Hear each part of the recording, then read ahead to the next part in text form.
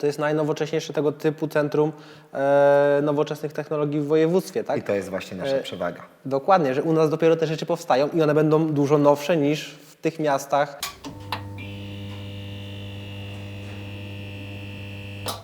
Dzień dobry Państwu, Patryk Ciechanowski, witam serdecznie w naszym programie Praktycznie Rzecz Biorąc. Jest to program, który współtworzymy w ramach inkubatora medialnego Państwowej Uczelni Zawodowej we Włocławku. W trakcie naszych spotkań będziemy rozmawiać z ekspertami, z przedsiębiorcami, z takimi mistrzami tak naprawdę w swoim fachu. I w dniu dzisiejszym chciałbym powitać Jakuba Girczyca, dyrektora Włocławskiego Centrum Biznesu. Witaj Patryku. Witam Państwa. Witaj Jakubie. Bardzo miło mi Cię gościć. Już parę razy zdarzyło się tak, że to ja u Kuby gościłem na wywiadzie. Dzisiaj nasze role się nieco odwróciły i chciałbym przybliżyć Państwu nieco bardziej temat tego, czym zajmuje się Włocławskie Centrum Biznesu i w jaki sposób nasza uczelnia może, bądź już współpracuje właśnie z WCB. Powiedz właśnie Kuba, czym właściwie WCB się zajmuje? Może zacznijmy od samego początku, czyli tak naprawdę jak Włocławskie Centrum Biznesu powstało. Do 2019 roku taką instytucją otoczenia biznesów we Włocławku był Włocławski Inkubator Innowacji i Przedsiębiorczości. I to właśnie on stanowił fundament, na którym powstało Włocławskie Centrum Biznesu. W 2018 roku miasto Włocławek przystąpiło do projektu, który był realizowany przez Bank Światowy. Dotyczył on wzmocnienia potencjału tutaj regionu włocławskiego. I tak, projekt trwał w 2018-2019 roku i zakończył się raportem, z którego wynikało, że Włocławek potrzebuje takiej prężnej instytucji otoczenia biznesu, która poza najmem, czyli poza tym, czym do tej pory zajmował się Włocławski Inkubator Innowacji i Przedsiębiorczości, poza najmem powierzchni, stworzy taki pakiet usług dla przedsiębiorców, który będzie obejmował całe miasto, no i dzięki któremu tak naprawdę włocławscy przedsiębiorcy będą mieli ułatwioną możliwość funkcjonowania na rynku. A ile mniej więcej, albo może wiesz ile dokładnie aktualnie firm właśnie na przykład korzysta z jednej strony z inkubatora, a z drugiej strony właśnie z waszych tych usług takich dodatkowych, konsultingowych, że tak powiem, może miesięcznie byś powiedział? Na terenie inkubatora obecnie znajdują się 43 podmioty, z czego w większości są to podmioty, które mają charakter podmiotów inkubowanych, czyli które funkcjonują na rynku poniżej 12 miesięcy oraz które zostały objęte pakietem wsparcia dotyczącym właśnie obniżenia stawek czynszu najmu dla młodych firm. W zeszłym roku, czyli w roku 2020, który był rokiem takim bardzo specyficznym dla przedsiębiorców ze względu na pandemię, no, musieliśmy wyjść do przedsiębiorców właśnie z działaniami związanymi z usługami doradczymi. I tak w ramach samej tarczy antykryzysowej, w ramach uruchomionej infolinii udzieliliśmy 168 porad tylko i wyłącznie telefonicznych z zakresu właśnie wykorzystania narzędzi, które zostały zapisane w poszczególnych tarczach antykryzysowych. Dodatkowo udzieliliśmy ponad 400 doradztw z zakresu uruchamiania działalności, z zakresu modelowania biznesowego, ale nie tylko tych młodych działalności, ale również tych działalności, które funkcjonowały już na rynku, no ale właśnie akurat w zeszłym roku ze względu na pandemię musiały ulec przemodelowaniu. A jak to wygląda, jeżeli chodzi właśnie o Włocławek, bądź ogólnie takie miasta średniej wielkości? Czy jest tutaj miejsce na tak zwane startupy, czyli innowacyjne, młode organizacje, które mają gdzieś zamiar dopiero swój model biznesowy tak naprawdę wykreować i w jaki sposób Wy możecie takim firmom, takim startupom pomóc? Przede wszystkim, jeżeli mówimy o startupach, mówimy tutaj o firmach, które wchodzą z pewnymi innowacjami o charakterze technologicznym w dużej mierze, tak? Bądź innowacjami dotyczącymi właśnie stworzenia modelu biznesowego. To, czy miejsce na danym rynku jest na startupy, tak naprawdę zależy od kilku uwarunkowań. I jednym z uwarunkowań jest na przykład dostępność uczelni i szkół wyższych, bo tak naprawdę startupami zajmują się młodzi ludzie i często startupy powstają już w trakcie uczestnictwa w etapie studiów. Natomiast też bardzo dużo zależy od osób, które chcą tym tematem się zająć. Jeżeli pomysł jest ciekawy, jeżeli pomysł ma prawo bytu, odpowiednio została przeprowadzona analiza rynku, jeżeli mamy zapewnione źródła finansowania, to jak najbardziej takie miejsce dla startupów jest. Zresztą i tutaj znów nawiążę do raportu Banku Światowego, który określił zadania dla Wrocławskiego Centrum Biznesu, gdzie poza działaniami związanymi z samą inkubacją, która jest podzielona na 3 takie etapy: preinkubację, inkubację i postinkubację, określone zostały również ścieżki wsparcia dla takich przedsiębiorstw właśnie o charakterze innowacyjnym. My w ramach swojej działalności, poza tym, że pomożemy stworzyć czy zmodernizować ten model biznesowy, na którym działa przedsiębiorca, zajmiemy się również doradztwem z zakresu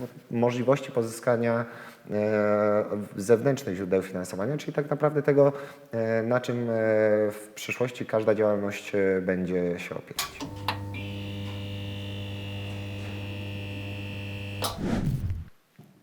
Na naszej uczelni studenci od kilku lat organizują festiwal e-sportowy. Na początku to był taki mały turniej gier, dopiero z czasem rozrósł się tak naprawdę do imprezy o zasięgu ogólnopolskim, gdzie przyjeżdżają drużyny e-sportowe z całego kraju.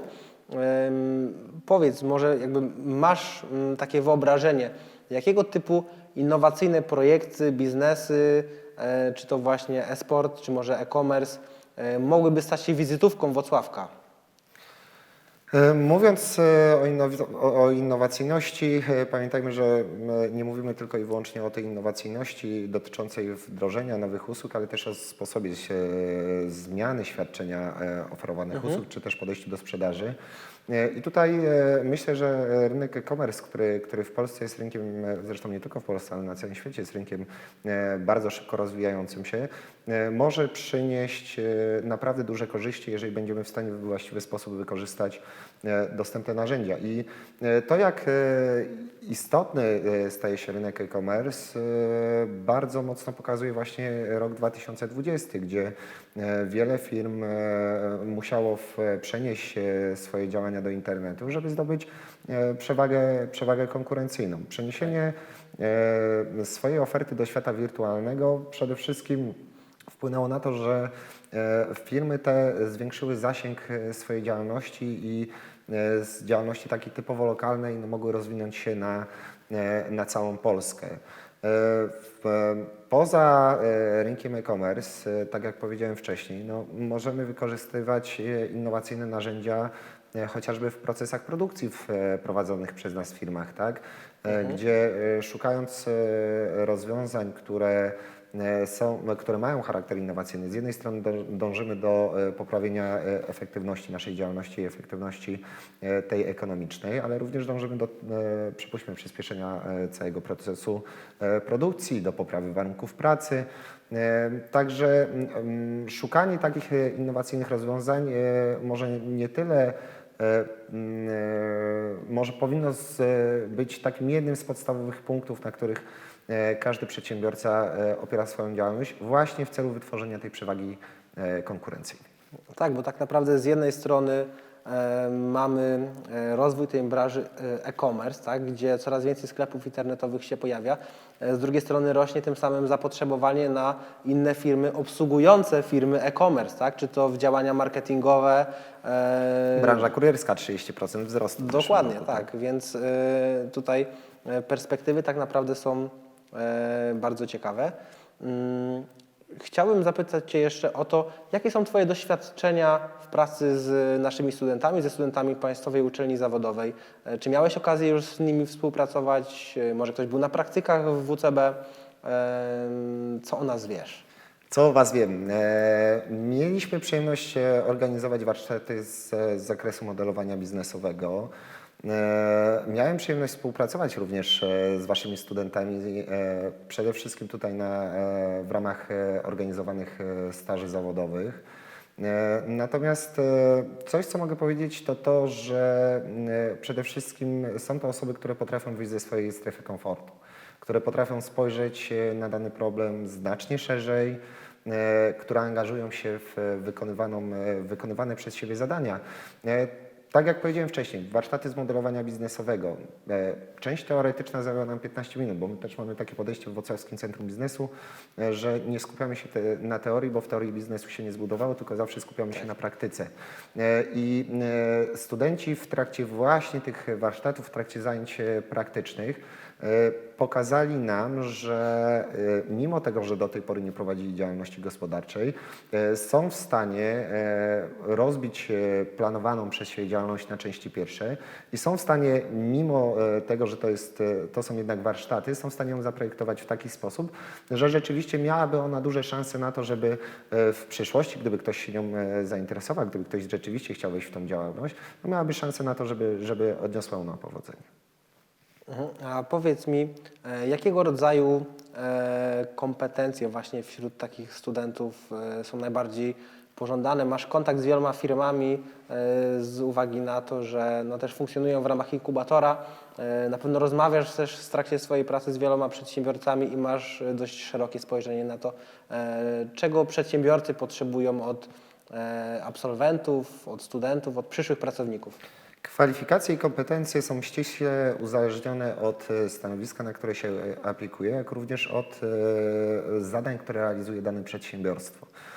Wydaje mi się, że to, co powiedziałem przed chwilą, czyli taka umiejętność spojrzenia na problem znacznie szerzej, aniżeli na początku to wygląda, czyli analiza problemu na wielu płaszczyznach. To jest jedna rzecz. Zaangażowanie to jest druga rzecz. Odpowiedzialność za wykonywaną pracę, za wykonywane działania. No, bardzo często jest tak, że sporo osób tej odpowiedzialności unika. Natomiast mając kontakt z Waszymi studentami, wiem, że tej odpowiedzialności również uczą się na studiach. Myślę, że to są takie główne pożądane przez pracodawców cechy. Natomiast cała reszta są to już takie kwestie typowo kwalifikacyjne związane, tak jak powiedziałem na samym początku, właśnie z wykonywaną pracą i z wykonywanym zawodem. Ja mam przyjemność obserwować działania Państwowej Uczelni Zawodowej, wcześniej uczelnia ma inną nazwę od jakiegoś czasu i podoba mi się to, w jaki sposób ta uczelnia ewoluuje, w jaki sposób ona się zmienia, zmienia się podejście do studentów, zmienia się Wasza baza dydaktyczna.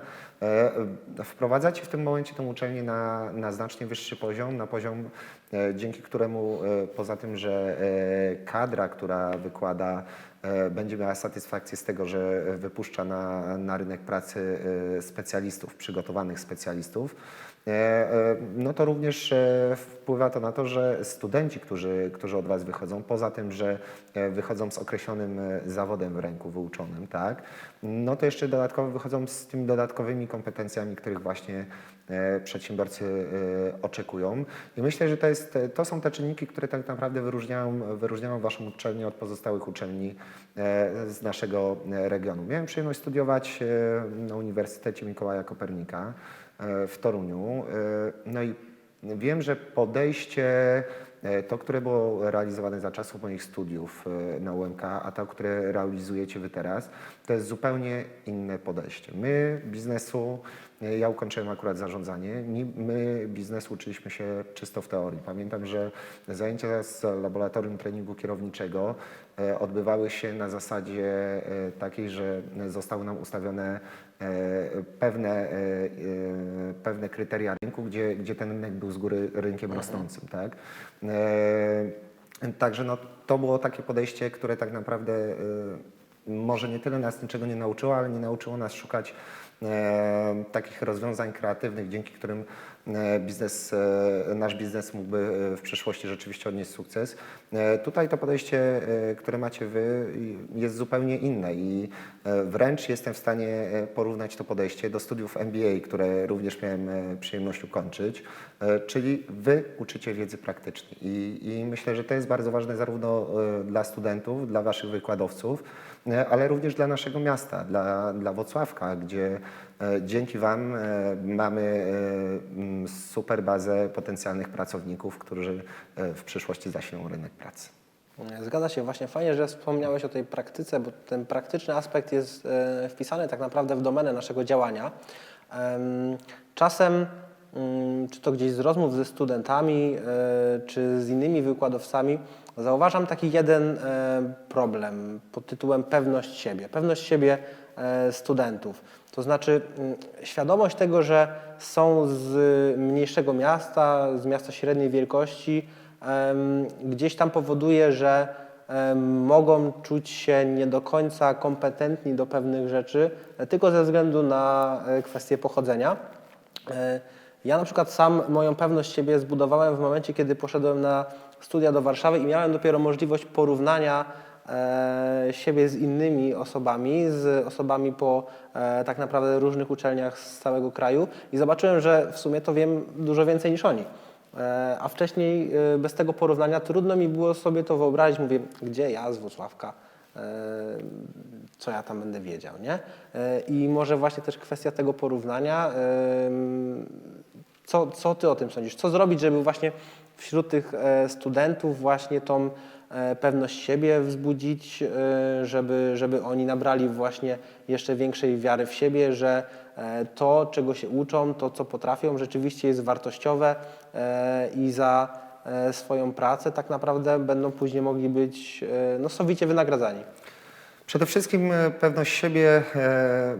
pewności siebie nie zbudujemy w jeden dzień, w 2 dni, tylko pewność siebie tak naprawdę budujemy przez całe nasze życie.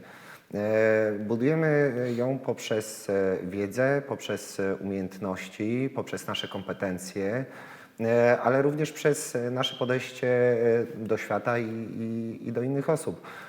Ja nie ukrywam, że do pewnego czasu też miałem problem z pewnością siebie. Miałem problem z wystąpieniami publicznymi, z tym, żeby wyjść przed grupę ludzi i żeby opowiedzieć im na przykład czym się zajmuję. Natomiast w momencie, w którym zaczynamy poznawać pewną swoją wartość, w momencie, w którym patrzymy na świat szerzej, czyli tak jak mówiłem, wychodzimy ze swojej strefy komfortu, no w tym momencie ta pewność siebie na pewno zaczyna nam się wzmacniać. To, że mówi się, że inne miasta są lepsze od naszego, ja często zadaję pytanie, a czym się różnią poszczególne miasta?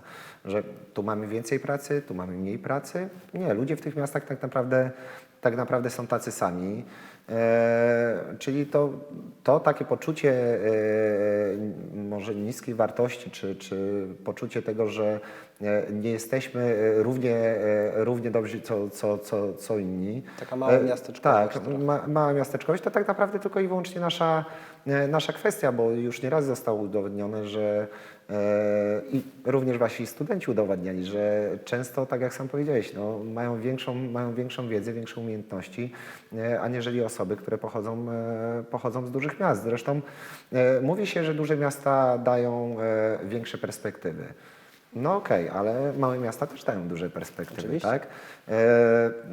Gdybyśmy na przykład mieli porównać uruchomienie biznesu w Warszawie, a we Włocławku, to byłbym skłonny powiedzieć, że Włocławek jednak w tym wypadku będzie przeważał. Po pierwsze, mniejsza konkurencja na rynku, czyli znacznie łatwiej nam funkcjonować, znacznie lepsze dotarcie, znacznie łatwiejszy sposób dotarcia do potencjalnych klientów. To jest też kolejna przewaga, którą ma Włocławek, tak?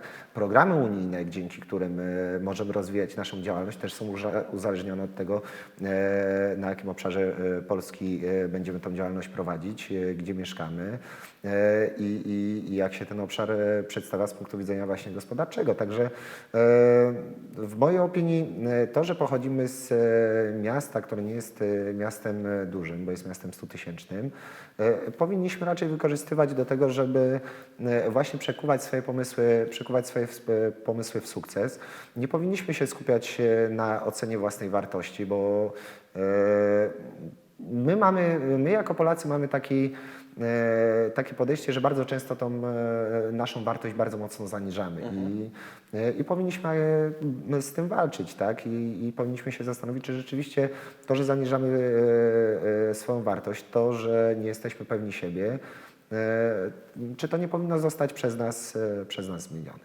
Zresztą też jest takie podejście, które mówi taki efekt Dunninga-Krugera, który mówi o tym, że osoby, które nie wiedzą, które mało wiedzą, wypowiadają się dużo, natomiast osoby, które wiedzą dużo, jednak wypowiadają się mało, bo gdzieś tam tą pewność siebie tracą. Bo wiedzą, ile nie wiedzą. Tak, wiedzą, ile nie wiedzą, dokładnie. Wiem, że nic nie wiem. O. Z drugiej strony mamy też drabinę wiedzy, która świetnie pokazuje, gdzie na początku nam się wydaje, że jesteśmy na pierwszym szczeblu, czyli na szczeblu tej podstawowej wiedzy, a później jak zaczynamy rozpisywać sobie dany problem, przed którym usiedliśmy, to się okazuje, że na tych szczeblach jesteśmy znacznie wyżej. Dlatego mówię, pewność siebie w dużej mierze zależy tylko i wyłącznie od nas. Ocena czy zaniżanie własnej oceny też zależy tylko od nas, także powinniśmy zupełnie inaczej spojrzeć na świat, zupełnie inaczej spojrzeć na siebie i dokonywać oceny w sposób realny, a nie pesymistyczny. Tak, i tak naprawdę niektórym, którzy nas oglądają, może wydawać się, że tak łatwo nam przychodzi też taka rozmowa przed kamerami, w studio, pierwszy, drugi, trzeci wywiad i tak dalej. To też nie jest tak, że to od razu przyszło. To tak naprawdę zaczynało się też gdzieś od jakiejś prezentacji przed klasą już w szkole średniej i się tej pewności siebie nabierało przed coraz większą grupą, kolejna. I trochę takie ubieranie się jak cebulka, tak? Dokładnie. Że kolejne warstwy wchodzą. Im więcej tego doświadczenia się zdobywa, przeczyta się później ewentualnie w internecie jedną, drugą, trzecią negatywną opinię na swój temat, a później już się nawet tego nie czyta i tak naprawdę po prostu robi się swoje. Wiesz, takich osób, które będą chciały nam udowodnić, jacy to my jesteśmy mali, słabi, na świecie jest bardzo dużo, ale takich osób, które nas pochwalą, no niestety zbyt dużo nie ma. Takie po prostu mamy podejście, dlatego tak naprawdę to my wewnętrznie powinniśmy szukać tych aspektów, które z jednej strony podniosą naszą wartość, a z drugiej strony zapewnią nam większą pewność siebie. Wspominałeś też właśnie o Włocławku jako o takim miejscu, w którym tak naprawdę tych szans może być więcej niż w miastach dużych. To, co ja na przykład zauważam, być może przez ileś lat u nas rzeczywiście wielu rzeczy nie było, ale jak ja na to patrzę, przynajmniej ze swojej perspektywy teraz, nawet załóżmy dworzec, który ma być zbudowany, on będzie zbudowany, on będzie nowy. W Bydgoszczy budowali, załóżmy, dworzec 10 lat temu, tak? I nasz dworzec będzie młodszy o 10 lat. I większość rzeczy, które powstaje teraz w naszym mieście, chociażby to centrum, w którym teraz się znajdujemy, to jest najnowocześniejsze tego typu centrum nowoczesnych technologii w województwie. Tak? I to jest właśnie nasza przewaga. Dokładnie, że u nas dopiero te rzeczy powstają i one będą dużo nowsze niż w tych miastach, które do tej pory przodowały. Zgadza się. Poza tym tak naprawdę... Ostatni będą pierwszymi jeszcze. Dzięki temu, że ten proces rozwoju Włocławka, on przez pewien czas może nie tyle był zachwiany, ale przebiegał nie tak, jak powinien przebiegać, to tak naprawdę my teraz możemy korzystać z tego, z czego nie mógł korzystać ani Toruń, ani nie mogła korzystać Bydgoszcz, tak? Czyli z informacji na temat tego, jak na przykład tego typu obiekty powinny funkcjonować. W związku z tym, że w Bydgoszczy, w Toruniu takie obiekty powstały znacznie wcześniej, wy projektując działania w ramach uczelni, mogliście się opierać na wiedzy, którą zdobyły wcześniejsze jednostki, czyli tu już jest ta przewaga naszej uczelni, tak? Z drugiej strony Żyjemy teraz w takich czasach, które nam bardzo szybko przyspieszają, tak? Bo ten rozwój no, kiedyś był takim rozwojem bardzo powolnym, natomiast teraz, jeżeli miasto zaczyna się rozwijać, to zaczyna się rozwijać bardzo szybko i no, my tak naprawdę przez to, że wcześniej mieliśmy takie zachwiania dotyczące rozwoju naszego miasta, teraz mamy okazję do tego, żeby no, wystrzelić jak z procy, tak? Tylko te możliwości trzeba we właściwy sposób wykorzystać i nie mówię tutaj o wykorzystaniu możliwości przez same władze miasta, bo to nie władze miasta budują miasto. Tak? Miasto przede wszystkim budują jego mieszkańcy, budują przedsiębiorcy, tak? I osoby, które korzystają z usług lokalnych przedsiębiorców. Czyli my jako przedsiębiorcy pomagamy tworzyć i pomagamy budować to miasto.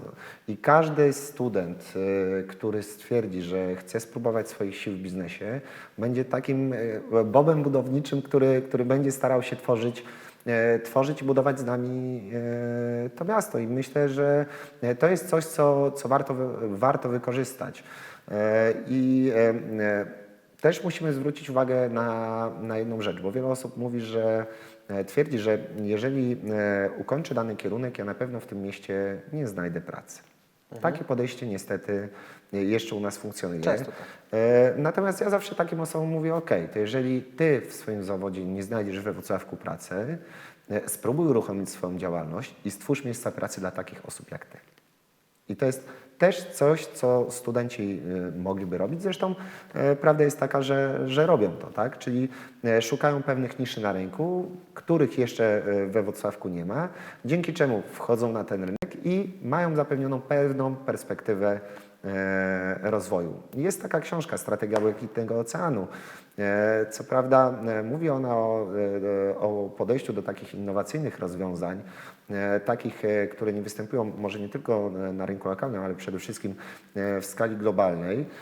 Natomiast taką strategię Błękitnego Oceanu myślę, że moglibyśmy świetnie przełożyć na taką naszą działalność lokalną i każdy student, który planowałby uruchomić działalność gospodarczą, właśnie powinien się zapoznać z tą książką i ewentualnie w tej książce też poszukać takiej motywacji do poszukiwania innych rozwiązań, aniżeli te, które na rynku funkcjonują. Dzięki czemu, i znów to powtórzę, będzie w stanie budować swoją przewagę konkurencyjną. Dokładnie. Myślę, że to też tak fajnie w toku rozmowy wynikło, że może będziemy prosili naszych gości przy kolejnych spotkaniach o to, żeby polecali właśnie książki, z których studenci mogą czerpać wiedzę. Chciałbym teraz przejść do nieco innego tematu. Jakub Gierczyc w trakcie studiów, co robił, jaki był, jak to się stało, że jest w tym miejscu, w którym teraz jest? Ojej, jaki byłem w trakcie studiów. Wiesz, jak każdy student. Sam byłeś studentem, także wiesz co można było robić, tak? Przede wszystkim ja może zacznę od tego, że swoją działalność uruchomiłem w 2010 roku, czyli będąc studentem właśnie. I pierwsze, co mnie uderzyło, to różnice w podejściu, że ta wiedza, którą zdobywaliśmy na studiach, wiedza często bardzo teoretyczna, tak naprawdę w zdarzeniu praktycznym no, nie pokrywało się to tak, jak pokrywać się powinno. I no myślę, że z jednej strony taki bunt przeciwko temu, żeby właśnie uczyć się takiej czystej teorii bez spojrzenia na świat. To była jedna rzecz, którą pamiętam ze studiów. Natomiast no, ja nie tylko ukończyłem zwykłe studia, tak, natomiast ukończyłem program MBA, gdzie właśnie miałem możliwość porozmawiania z praktykami biznesu, gdzie zajęcia z jednej strony były prowadzone przez praktyków biznesu, a z drugiej strony uczestnikami zajęć również byli praktycy biznesu, czyli taka umiejętność wymiany wiedzy, doświadczeń, ale też te studia właśnie pozwoliły mi zupełnie inaczej spojrzeć na świat i doszukiwać się w każdym problemie takiej głębi, dzięki której te rozwiązania, które dalej były wdrażane, no one w 100% czy może nawet jeżeli nie w 100%, to w większości odpowiadały na problem, przed którym zostałem zostałem postawiony. Coś, co mógłbym polecić studentom, to przede wszystkim to, żeby nie ograniczali się tylko i wyłącznie do materiału, który jest w ramach studiów i nie ograniczali się tylko i wyłącznie do jednego rodzaju studiów, tak? Bo teraz osoby młode, które patrzą na szkołę z punktu widzenia takiej wielozawodowości, czyli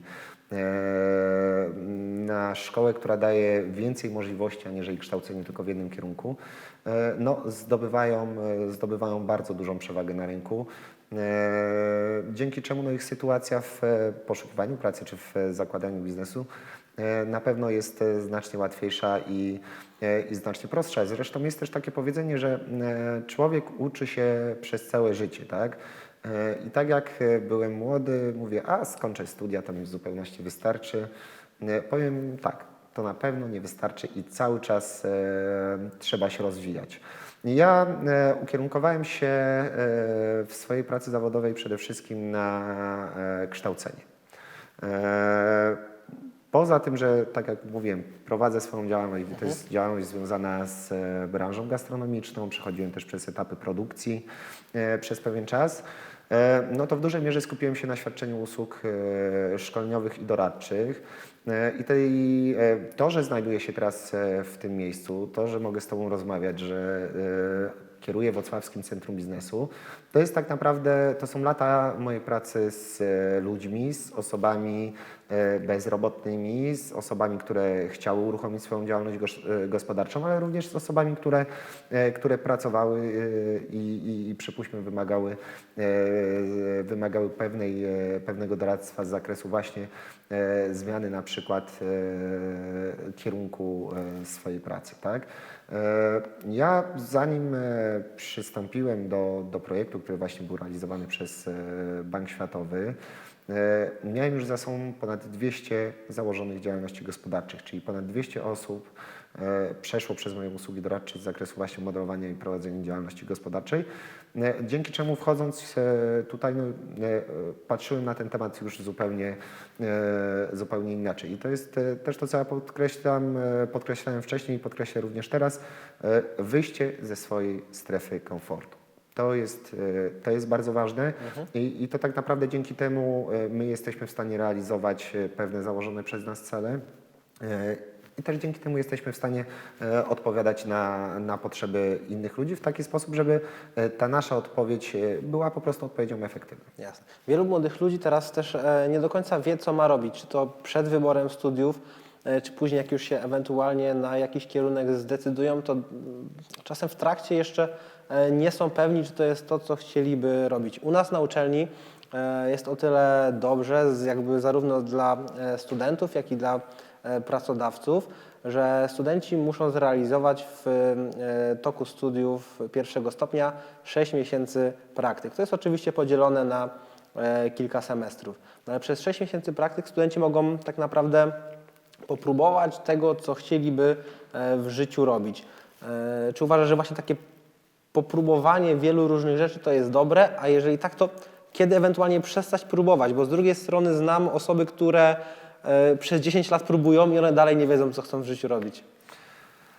I tu podkreślę kolejną rzecz, która przemawia na korzyść PUZ-u, czyli to, że realizujecie praktyki i są to praktyki długie. Tak? Bo 6 miesięcy to jest naprawdę bardzo długi okres czasu. Ja w trakcie swoich studiów miałem 2-tygodniowe praktyki, czyli na 2-tygodniowych praktykach czego ja się mogłem nauczyć? Kompletnie niczego. Tak? Bardzo często te praktyki też wyglądały w taki sposób, że albo pracodawcy z góry podbijali, albo zwykle osoby, które trafią na praktyki, zajmowały się kserowaniem dokumentów i tyle. To, że Wy w swoim programie wprowadzacie 6-miesięczne praktyki przez cały okres trwania studiów pierwszego stopnia, no daje właśnie, tak jak powiedziałeś, studentom możliwość sprawdzenia się w wielu aspektach tych zawodów, które sobie wybrali. To, w jaki sposób potoczy się nasze życie, zależy od wielu czynników. I poza tym, co nam się widzi, no to jeszcze mamy aspekty rynkowe, uwarunkowania lokalne, które wpływają na to, czy my rzeczywiście jesteśmy w stanie w tą stronę i w tym kierunku iść. I kiedy należy przestać próbować? Myślę, że powinniśmy próbować tak naprawdę do skutku, bo nie ma nic gorszego niż praca w zawodzie, który nie sprawia nam satysfakcji. Pojawia nam się tutaj temat wypalenia zawodowego, tak? I im bardziej nielubiany przez nas zawód, tym szybciej to wypalenie zawodowe następuje. Natomiast jeżeli jesteśmy osobami kreatywnymi, powinniśmy się rozwijać w kierunkach bardziej kreatywnych, tak? Jeżeli lubimy spokojną pracę, powinniśmy szukać rozwiązań, czy powinniśmy szukać właśnie pracy w takich, administracyjnej tak, być może. dokładnie, w takich bardziej spokojnych zawodach. Chociaż podałeś tutaj temat administracji. No, wiadomo, że biorąc pod uwagę na przykład nasz Urząd Miasta, no są takie wydziały, gdzie ta praca może przebiegać w sposób spokojny, ale na przykład są takie wydziały, gdzie ta praca cały czas się zmienia i tutaj powiem o Centrum Obsługi Inwestora, gdzie w ich pracy nie ma stagnacji. Tak? I tak samo przy Wrocławskim Centrum Biznesu. U nas nie ma stagnacji. My przychodząc do pracy, codziennie spotykamy się z innymi problemami, codziennie mamy inne zadania do rozwiązania, a to wynika chociażby z tego, że mamy właśnie kontakt z przedsiębiorcami, czy z potencjalnymi przedsiębiorcami, z osobami, które chcą uruchomić swoją działalność gospodarczą, przez co no, my rozwiązujemy ich problemy, a każdy problem jest zupełnie inny i każdy problem wynika z zupełnie innych aspektów. Także szukajmy takich rozwiązań, które sprawiają nam przyjemność, bo bez tego myślę, że nie ma sensu wchodzić w coś, co nie da nam satysfakcji. Zresztą mamy hierarchię potrzeb, gdzie na samym szczycie hierarchii mamy dążenie do samorealizacji i żeby osiągnąć samorealizację, musimy przechodzić przez poszczególne etapy tej hierarchii, tak? I gdzieś tam to spełnienie zawodowe również jest na szczeblach tej hierarchii. Okej, załóżmy, że nasz student, absolwent Państwowej Uczelni Zawodowej chce założyć firmę, zastanawia się nad tym, idzie do Was i co dalej?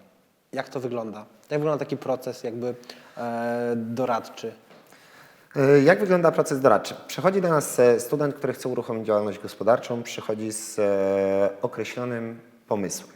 I my wtedy z tą osobą siadamy i zaczynamy zadawać takie kluczowe pytania i to nie są specjalnie trudne pytania, to nie są pytania, nad którymi nie wiadomo jak długo siedzimy i je wymyślamy, tylko my mamy schemat modelu biznesowego.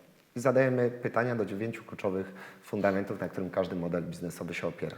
Na tej podstawie sprawdzamy, czy ten potencjalny przedsiębiorca ma wiedzę na temat tego, co chce robić, bo poza tym, że mamy pewną wizję, pewien pomysł, no to my musimy zrealizować jeszcze szereg dodatkowych rzeczy, dzięki którym będziemy mieli taką no, niemalże 100% pewność, że ten biznes nam się powiedzie, tak? Na pewno zadajemy pytania o analizę rynku, czyli konkurencję dostawców, ale również potencjalnych klientów, grupę potencjalnych klientów, która no, korzystałaby z naszych produktów, tak? Z drugiej strony analizujemy z taką osobą wartości, które ta działalność wprowadzi na rynek i czy te wartości rzeczywiście odpowiadają na potrzeby klientów. Tutaj trzeba zwrócić uwagę na to, że Wrocławskie Centrum Biznesu nie jest instytucją, która za Ciebie zaplanuje biznes. My biznes planujemy z Tobą, nie robimy tego za Ciebie. Dlaczego? Dlatego, że jeżeli Ty jesteś potencjalnym przedsiębiorcą i ja Ci podam coś na tacy, czyli dam Ci rybę, to Ty tą rybę zjesz i z tej ryby nic nie wyjdzie. Natomiast jeżeli mamy podejście, w którym my dajemy Ci wędkę, to my też w pewnym sensie prowokujemy Ciebie do podjęcia dalszych działań. Im większe zaangażowanie na początku, im lepiej zaplanowana działalność, tak jak mówiłem, większe prawdopodobieństwo powodzenia tego, że nasz pomysł rzeczywiście wypali, ale my też w ten sposób uczymy takiego zaangażowania właśnie w swój biznes. Wielu przedsiębiorców młodych popełnia jeden podstawowy błąd. Zamiast skupić się na pewnych aspektach, które trzeba zbudować, od razu inwestują duże pieniądze w biura, od razu starają się zachowywać jak biznesmeni, którzy zarobili już tak, dokładnie miliony i ja nie ukrywam, ja też ten błąd popełniłem, tak? I no, szybko się nauczyłem, że jednak takie podejście to nie jest to podejście, które powinno być realizowane i my też staramy się przekazywać właśnie osobom, które przychodzą do nas na doradztwo, że żeby biznes miał prawo bytu, żeby biznes się udał, to musisz dać bardzo dużo od siebie. Biznes wymaga zaangażowania 24 godziny, 7 dni w tygodniu. Jeżeli nam się wydaje, że przyjdziemy do pracy o 7 i wyjdziemy o 15 i to jest koniec naszego biznesu, no to jesteśmy w bardzo dużym błędzie. Jeżeli ktoś zamierza w taki sposób podchodzić do biznesu, to od razu mogę powiedzieć, że nie tędy droga. Zaangażowanie, zaangażowanie i jeszcze raz zaangażowanie. To jest coś, czego my staramy się uczyć, co my pokazujemy, jak bardzo istotne to jest właśnie w prowadzeniu swojej działalności gospodarczej. Zgadza się. Bardzo się cieszę, że wśród naszych zarówno wykładowców są praktycy, jak i wśród osób skupionych wokół uczelni powiedziałeś, że sam pewne błędy popełniłeś, jesteś w Radzie Ekspertów przy kierunku Nowe Media i e-Biznes, możesz dzielić się swoją wiedzą, możesz mówić studentom, możesz doradzać tak naprawdę też osobom tworzącym programy studiów, w jakim kierunku iść, żeby pewnych błędów nie popełnić, które Ty już sam być może popełniłeś. Myślę, że to jest bardzo cenne dla naszej uczelni. Mam nadzieję, że jeszcze będziemy mieli okazję się spotkać i rozszerzyć pewne kwestie. Może nawet nie tyle mam nadzieję, co jestem tego prawie pewien. Chciałbym Ci podziękować za dzisiejszą rozmowę. Dziękuję Ci bardzo. Naprawdę myślę, że bardzo dużo cennej wiedzy, uwag, dzielenia się doświadczeniem z Twojej strony i no, do zobaczenia. Dziękuję. Dziękuję Ci bardzo. Dziękuję Państwu.